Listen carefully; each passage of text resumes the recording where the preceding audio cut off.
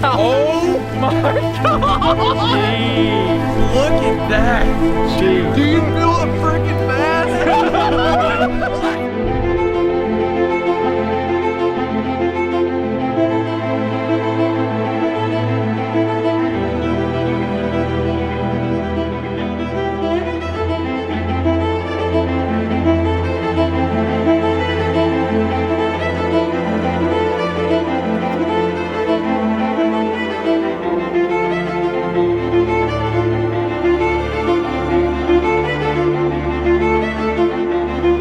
I just spoke to Big Mac, baby. I just spoke to him. Oh my God. I feel like I have so much positive energy in this blind with me right now. And I think I'm gonna kill him tonight.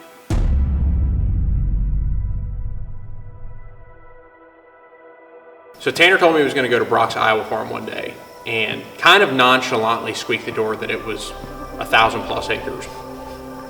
And so, being that he didn't act super excited about it, I didn't really ask any more questions. And that was in March, so they were coming up here to the shed hunt / just hang out at what they call the farm weekend. And 3 days later, Tanner strolls in the house, and he's holding an 86-inch antler that has the most mass, big split characteristic on his G3. Like, and all of a sudden I'm like, dude, where did you go?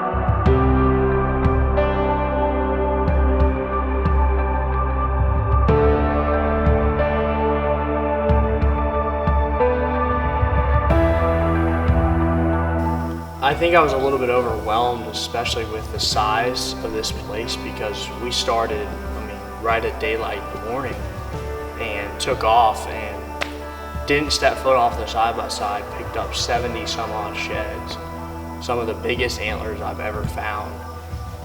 And I was like, whoa, at the end of the day, I was like, how do we make this place like this? My brain was spinning in circles so fast. And I was ultimately like, we got to do something with this. Like, this is so special and so vast, and there's nothing done. Like, where do you even start? We sell fame, provide wars. We sell hate, follow money. We sell fame, provide wars. We sell hate, follow money.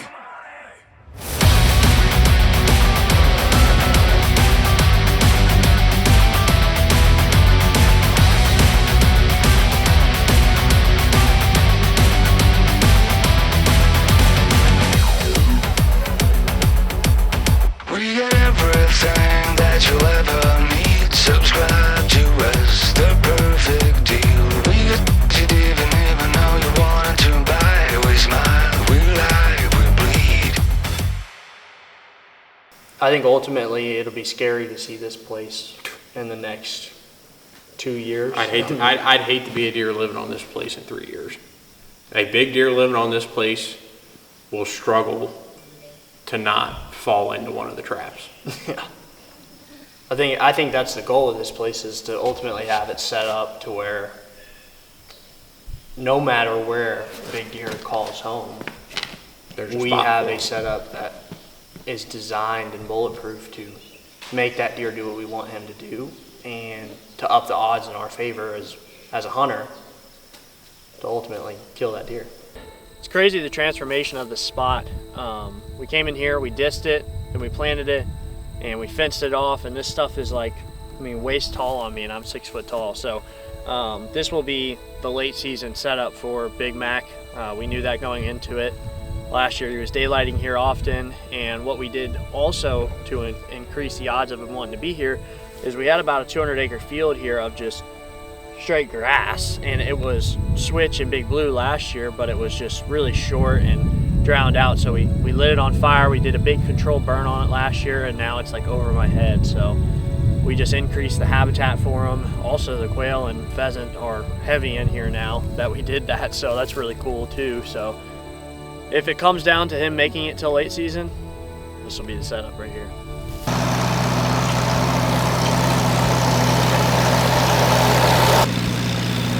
Tristan made a bet that I couldn't hit Brock with this, so.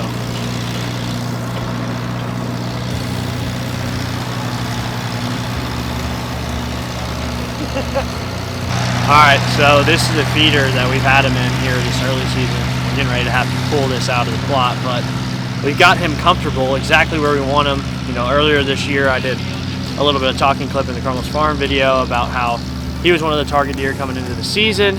Well, he's here. So we're set up for him pretty well. The clover really came in pretty good, being that it was just first year frost seeded clover, but skimming it up, this is the last time before season, and you know, we're 30 days out from season here now, so it'll be good. I'm excited.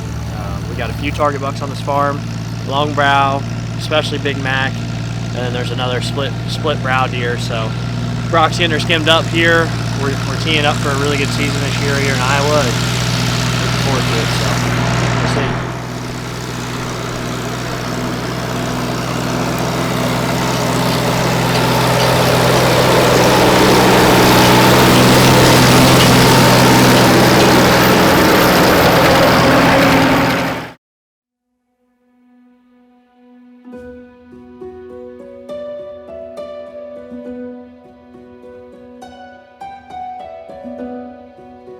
No, and Bro, they hunted so hard last like year. you never saw him on the hoof one time up until this year, correct? From Keokuk to the farm is an hour and a half one way. Yeah. So every day it was a 3-hour drive. So I had a 3-hour commute, 22 days straight, in the coldest, on standing beans, the coldest it could be. Yeah. We had snow some days. Yeah. It was the settings was perfect, and we couldn't even see the deer. We knew he was there every day. We get pictures of him at night. We had everything that we could ever imagine to put our cards on the table and be in favor of us and not the wild animal. We didn't see him once, and that's what I told him. I'm like, as much as this deer runs this farm and shows up in so many different places, he's a ghost. We can't even see him, much less kill him. I almost think that we can hang a stand. Look at that cottonwood. I almost wonder if we can hang a stand in early season instead of trying to shoot them on the clover plot. We shoot them on this trail like 10 minutes before. You know what I'm saying?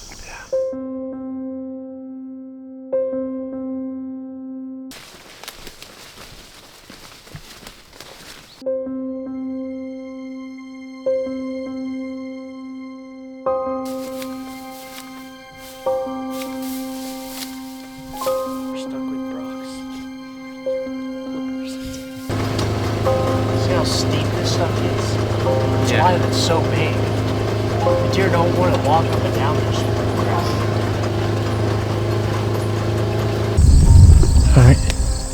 Alright, so we're on the backside of the farm here, and we know that this deer is bedding in this like dirty pasture area right now. And we're getting pictures of him every day using that low crossing trail in the right of way. He's heading to the clover plot in the feeder, but soon that feeder won't be there, so we've got to figure out if he's going to continue to stay on course. So I'm trying to cover every option here. And on the south side of the cedar thicket, on the low side, I just leased this farm from this farmer guy, and as you can see, it's basically just ag here. But there's heavy browse, and this kind of ties into the corner of the cedar thicket and would give us better access and a better late season setup to be able to kill him if it comes down to that. So I'm gonna run a camera here. We haven't had one here all year because I just signed the lease like yesterday. But we'll know real fast whether this is an option to kill him. I mean, we're within his bubble, probably. I don't know, maybe 150 yards from where he's probably bedded right now. Not probably, I've been getting pictures of him every day. He's in there.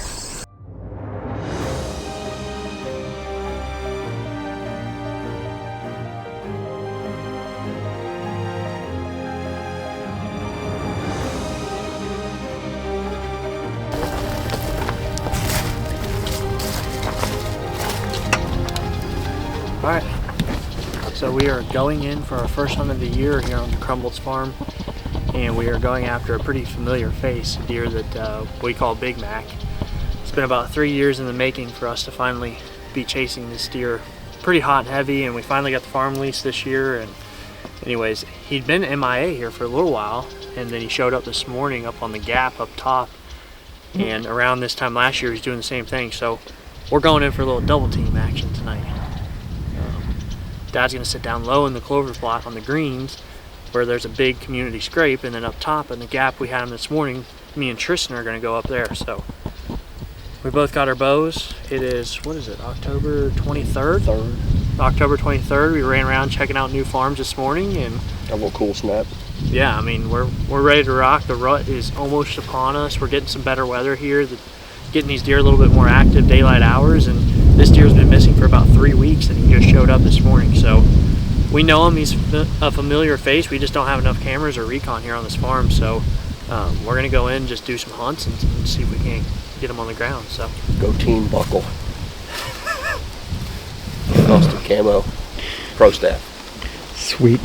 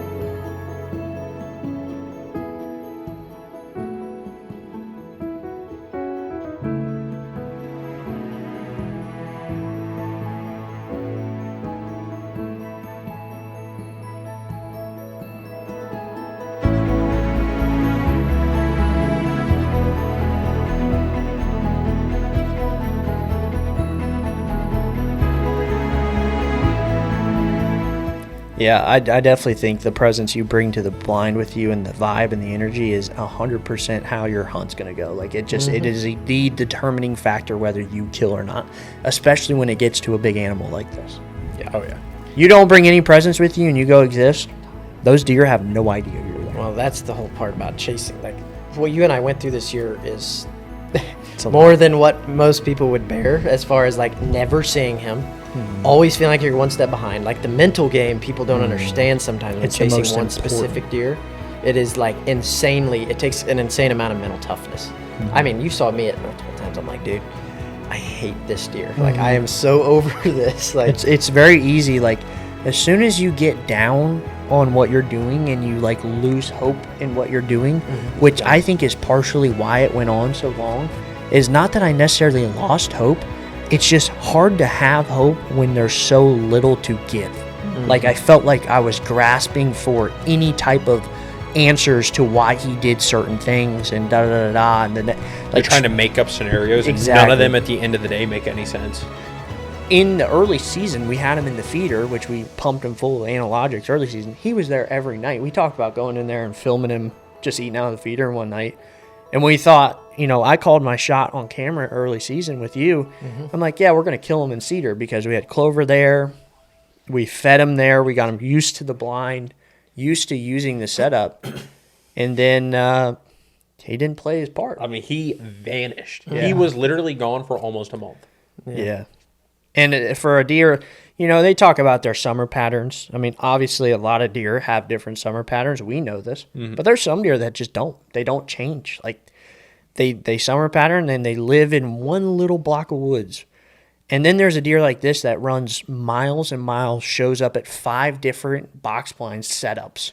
And it's just like, I almost think the deer that runs miles and miles, regardless of if he does it daylight or not, is the hardest one to kill. Yeah, I agree. It was, but if you think about the 7 or 8 times we watched him do that, on the final time, he did his check. We started calling them checkpoints. Checkpoint here, checkpoint here, checkpoint here. Where's the final checkpoint? Start over here. Yeah. That was the game we played. Is we could have chased him around based off pictures. That's not what needed to happen. That was the game we ended up figuring out with this deer. You're not going to chase this deer around. You're going to be ahead of where he's going to end up. All right, so we're in the stand for the first morning set. It's Halloween day, right? It's Halloween. Yeah. It's Halloween day. And me and Tristan are in on our new lease here in Iowa, and we're after the muley buck. He's a big 9-pointer with double split twos, and he's been pretty frequent here. But we slid in here this morning, pitch black, in the rain, just disgusting out. And we've had some really good deer picks this morning. We haven't seen anything yet, but hoping this wind dies off a little bit. It's been 20-mile-an-hour winds in our face this whole time, cold and wet. But we think that it's going to have these deer moving here soon, just to check scrapes, which we got in front of us. So we'll see what happens.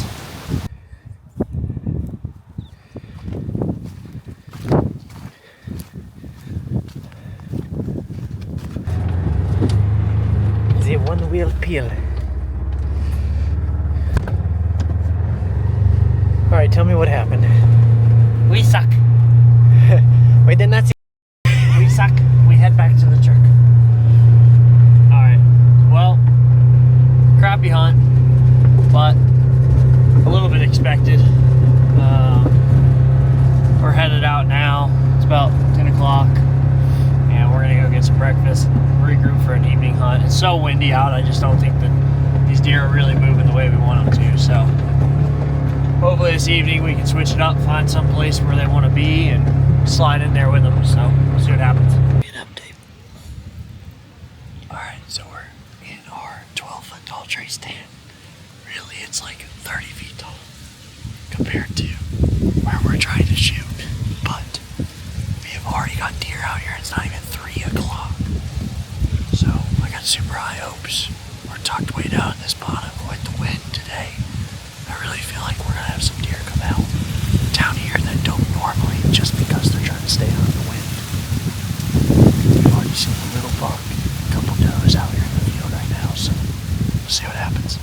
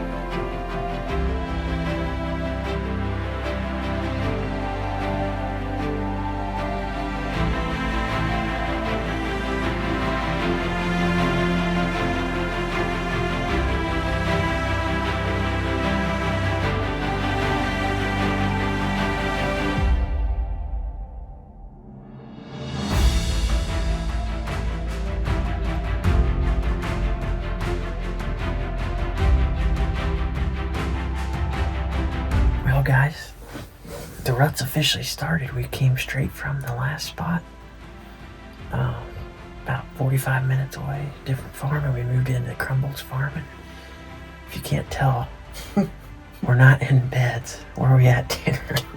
We are in the blind. We snuck into this blind tonight because this big deer, a year ago today, daylighted in this spot.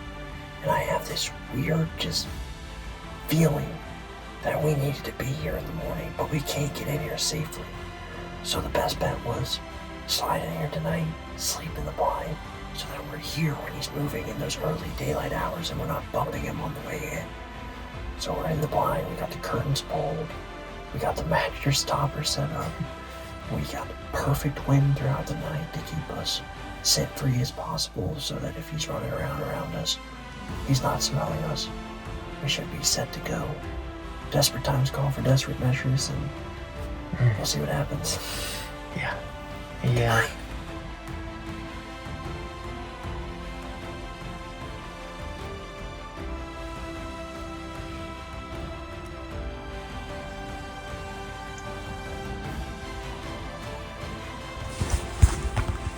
This is the breakfast you get when you sleep in the blind.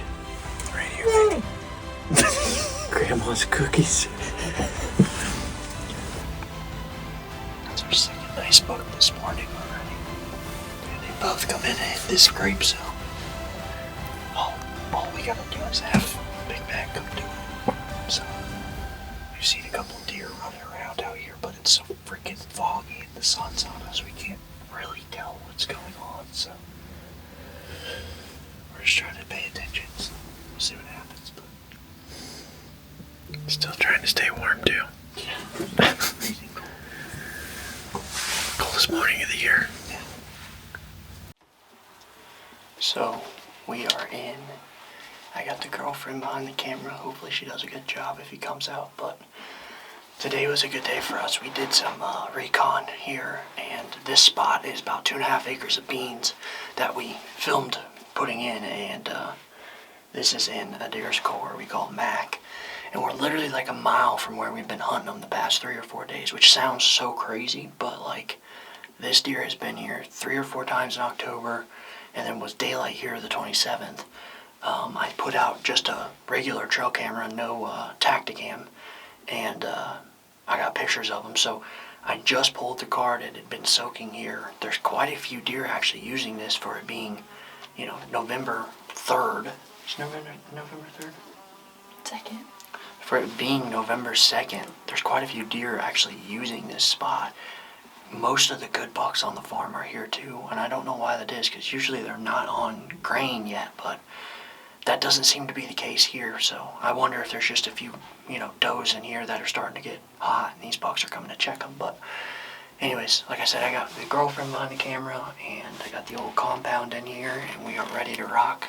It's October 2nd, and we'll see what happens. November 2nd. Oh, November 2nd.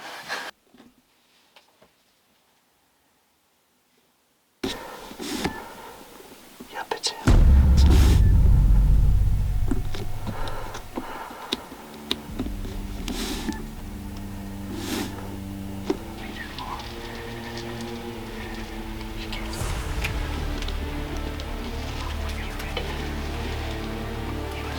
He was close enough, I just wasn't ready fast enough.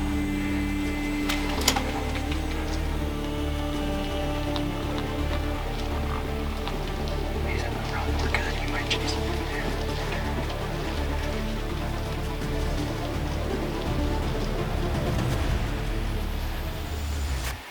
He was within range, I just couldn't, he was moving too fast. Just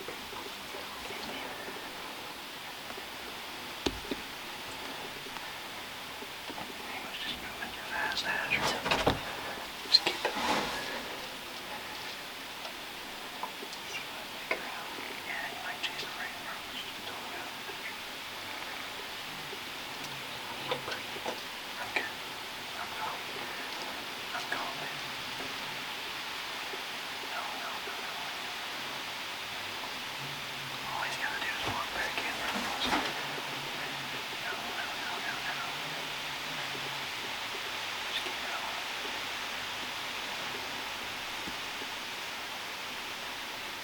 Dang it. He was at 35, and then when I ranged him again, he just never stopped walking. Alright, give me a little update. Tell me what happened last night. What happened last night? The deer walked 35 yards by the blind and I didn't shoot him. That's what happened. Because my cameraman was slacking on the job, man. He thought he had better things to do, like maybe his fiance's birthday. I guess that's understandable.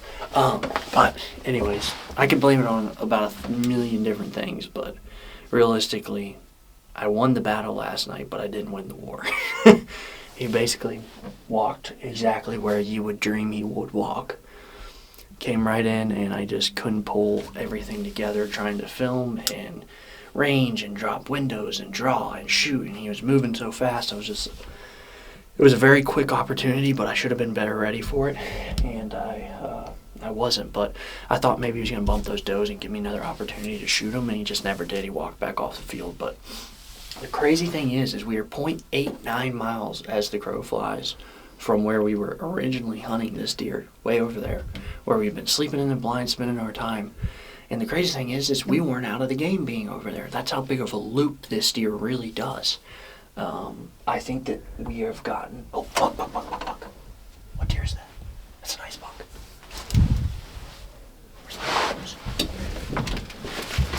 I don't think it's him. It might be. No. It's a nice buck, though. It looks like an 8. Head down, he's an 8-pointer. Yeah. This is what they were doing yesterday. They're all cruising this backside. Yeah. He's out on his feet cruising, dude. That's a good sign. Yeah. I think he's full in this year. Well, and if that was Mac in that grass and he's got a hot doe. Oh. Whoa. What's that? What? There's another buck right here. Oh, it's the broken tine buck. Look. There's 3 different bucks in there. Dude. Look, here he comes out to the field. See him? No, I can't see right now. He broke his 3 on his left side. Okay. Thought it was southeast. That's one of the only other mature bucks on this farm. Alright, let me... Looks like you got a little bit of wind, though. Yeah, I did. Not too alarmed, though. I guess that's good. Jeez, our wind's blowing over there.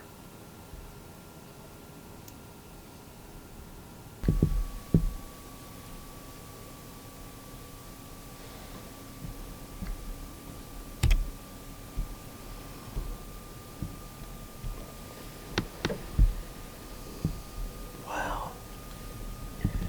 What a stud, dude. Why can't that be Mac? He's making a run for it.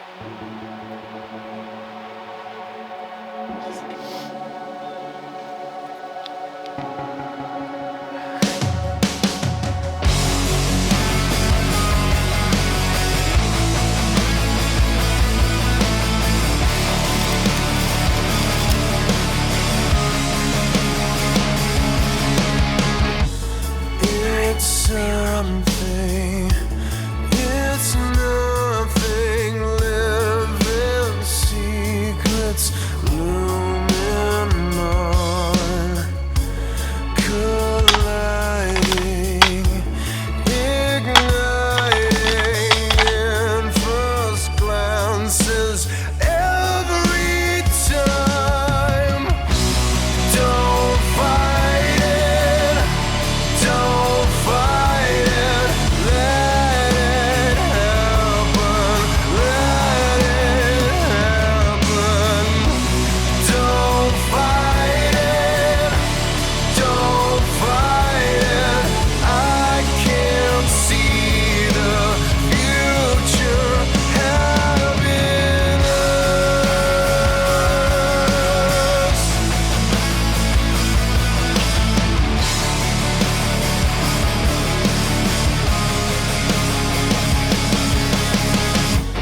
You built it, I broke it, left wide open. We got the good look. Good. What is the date today? The 8th of Sunday. Sunday.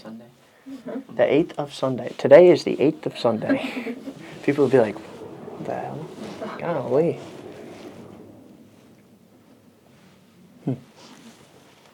He's not out there yet. I don't know that I necessarily expect him to be out there very soon because it is 61 degrees and it is December, what did you say, 6th? 8th. 8th, close enough. It is December 8th. It is first shotgun season here in Iowa, and we are on the Krumboltz Farm. And I got the cannon here ready to roll. So yesterday, it was 58 degrees for a high, and Big Mac was here in the beams, in the plot, broad daylight, plenty of time to shoot. So we elected to come in here today, even though the weather's terrible.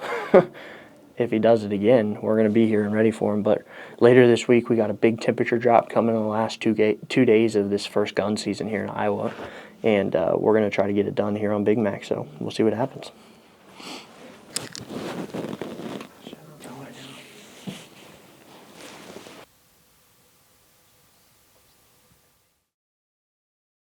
It's now Christmas Eve, December 24th, and we're back in the same blind as we were last night.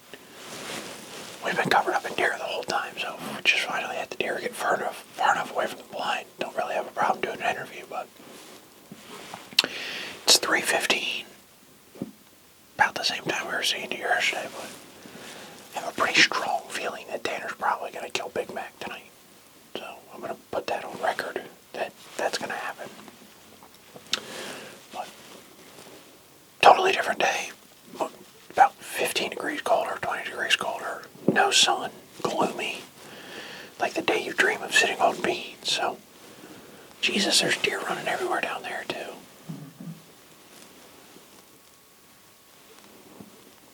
I don't know what's happening, but there's deer running all over the place, so we're going to see what happens here. Probably somebody's dog running through the woods. I hear a dog. Yeah. There's a raccoon. Oh, no, it's the cat. The cat's right here.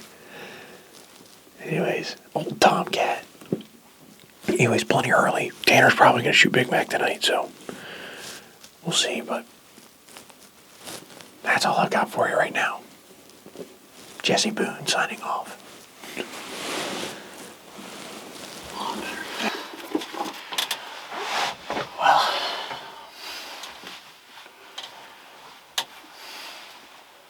Well, guys, we are back after Mac. I'm in by myself for the first time, and something today was telling me to just come by myself. Just me and myself. It's been a long time since I sat by myself. And it almost makes you forget what the true purpose of being here in the outdoors is. And that's, you and God. It's such a special feeling to be able to live the lifestyle that He's provided for me. And to be able to do this and call this my passion, my job, and just the journeys He takes us on. What a blessing it is to be able to be out here today. It's Christmas Eve. Obviously, most families would plan stuff on Christmas Eve, and my family, we do things just a little bit different. And that's why we are all out here in the woods. Granted, we're not together, but my brother's on the same farm as me right now. He's sitting on the north field, but the world gets moving so fast. And your life moves so fast, and everything that you do moves so fast. And this is the only place in the world that ever slows me down. This is my peace. This is my joy. This is my life. This is where I live. This is home for me. Oh, it's been a long year since I've killed wide load. And it almost makes you feel like, obviously I'd be happy with just wide load all year. He's obviously my biggest deer, but it almost makes you really back in. I hunted 6 days and killed the biggest deer of my life, and was on cloud 9 and still am on cloud 9, and now I'm back here in the blind, and it's been 60 some odd days of hunting, and what as a kill factor most would consider unsuccessful, but that's not the way that I look at things when I hunt, man. It's just different, being out here and the encounters and the deer and the passes and the trusting the process of growing these deer and growing these farms and just learning what these deer do and why they do it. That's what I get the enjoyment out of. I feel like I have so much positive energy in this blind with me right now. And I think I'm going to kill him tonight.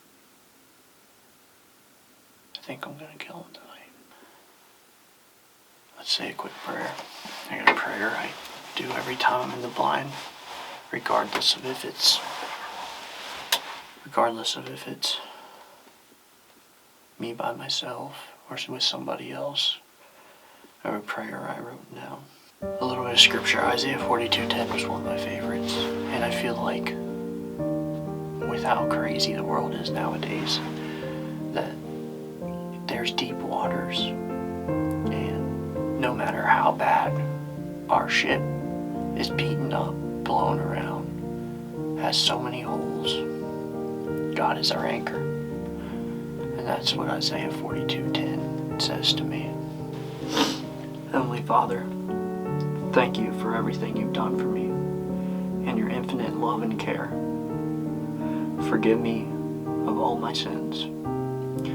Lord, heal me. Heal me from what hurts from my past. Father, please bless me with endless opportunities and continue to open new doors for me. And let me trust in your timing, Lord.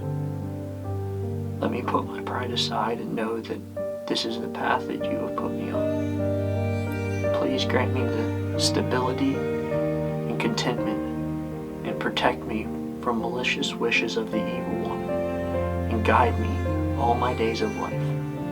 I pray you fill me with your grace and may all I touch be blessed. I ask that my dreams and goals be fulfilled and remind me when I feel overwhelmed that you're always with me. I'm beyond thankful and grateful to know you. God, I share this prayer so that other people who need to hear this will be blessed too. Thank you, Lord, and it's in Jesus' name I pray, amen. He scared me like crazy. I thought that was Mac at first. I was like, oh boy.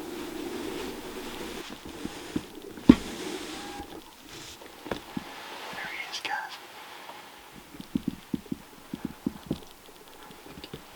There he is. I'm just gonna be patient. I got plenty of time tonight.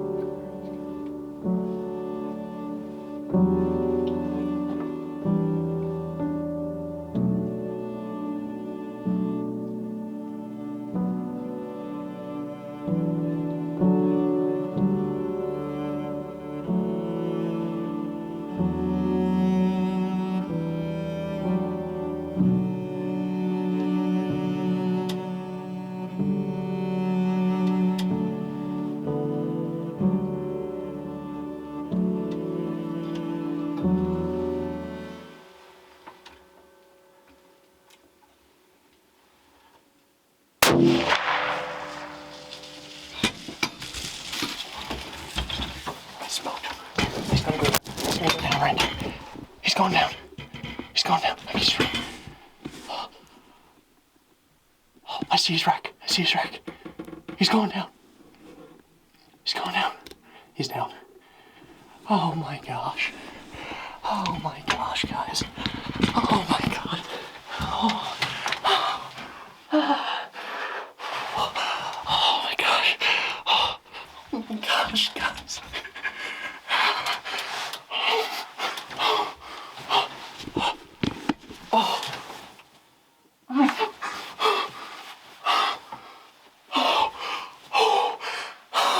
That was the most stressful 45 minutes of my life. That's the shot I most of the time would not make. But I had a doe coming to get in my wind and I had the window open. It took me 45 minutes to get the window open and there were so many deer around and I just I just smoked Big Back, baby. I just smoked him. Oh my God. Oh my God. Oh. This is God's timing, I'm telling you. Something told me today, said, go to the blind and just be in my presence, be with me. And that's what I did. And this deer walked out of the grass that we burned back, this spring. And I knew he was bedded in that grass today. We had a picture of him this morning at 9 a.m. and I'm like, he's not bedded for it. He's gonna come back here. Where's my phone at? There's no way I'm getting it down. Like, there's no way I'm getting this window down. And I just was patient. Finally, there was one doe trying to pin me. Two were right downwind, so close I could hear them chewing. And they came out to my right a little bit to where I could see them finally. I got the window down, I was getting on the gun, and the doe started walking straight at the blind, staring at me. She must have saw me. I had to shoot him full frontal. I smacked him full frontal, and he ran to the edge over here, and I watched him crash. Yeah. Oh, man. He was booking it, dude. Booking it. And I'm like, oh gosh. I'm like, there's no way I missed. He was at like 40 yards, dude. Oh. He was like one of the closest deer to me. Dude, I can't preach this enough. When you come to the blind and you just exist with these animals and you're just by yourself, there's no energy, it's just you and the animals. There was so many deer downwind of me tonight, and like, I just existed. The deer didn't even, they had no idea. Yeah. Oh, this blind is not scent proof. I know that for a fact. But, dude, I can't believe that. I have got the most epic film of him out here for an hour feeding within 100 yards. Dude, he was like 70 yards all night. Well, that was unstinking believable. Jesse and Tristan are up here. I cannot believe that just happened. So the kid can shoot. Apparently, better than I thought. Oh, dude. How about it? Oh, that was so stressful. You have no idea. You gave us a salt. Did I? You were walking out here, you're blowing out as you. What a there was absolutely. Yeah, me and Tristan are playing 8-ball pool, and I'm like, look up, and I'm like, oh, here comes a ball. And I thought it was him. I'm like, oh crap. I thought that was him, and I'm saying on the camera, I'm like, oh yeah, I thought that was him. And then literally I look behind him like, oh no, that's him. All right, we're gonna go on our blood trail. I'm pretty sure I know where he's laying, but let's just go look and confirm, I guess.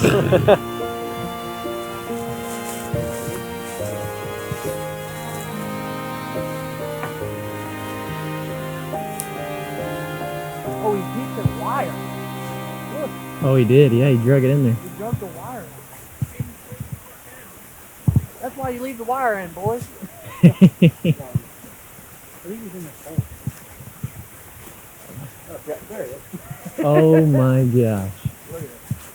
I knew I saw him go down. I was like, man, I saw him like shaking down here. Holy crap, dude, look at his mouth. Dude, this deer's in a mile.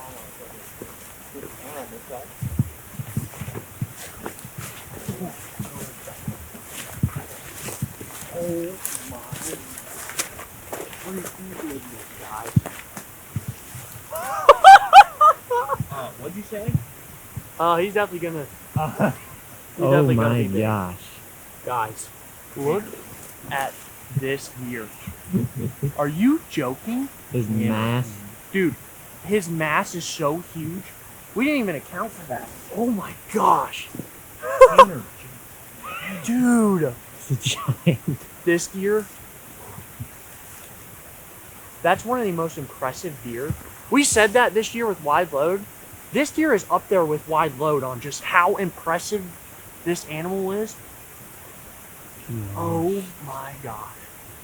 I told everybody, I was like, this is the hardest deer that I have probably ever hunted because of his randomness. It took multiple people to kill this deer because we had to cover every exit strategy that this deer had. And it was persistence that killed this deer. Probability, I knew eventually he was going to come back to this field. Most people would watch the cameras and be like, he's not there, he's showing up on other cameras. He's 800 yards away last night. But some deer, you just have to be persistent on where they spend their time, and you will come out on top for sure. And this deer, I mean, I could have shot him with a bow tonight. He was right within range. We tricked we tricked all of his senses for like an hour. All of the other deer that were out there, the hunt was insane. And I got my hands on probably one of the sickest deer I've ever shot in my life.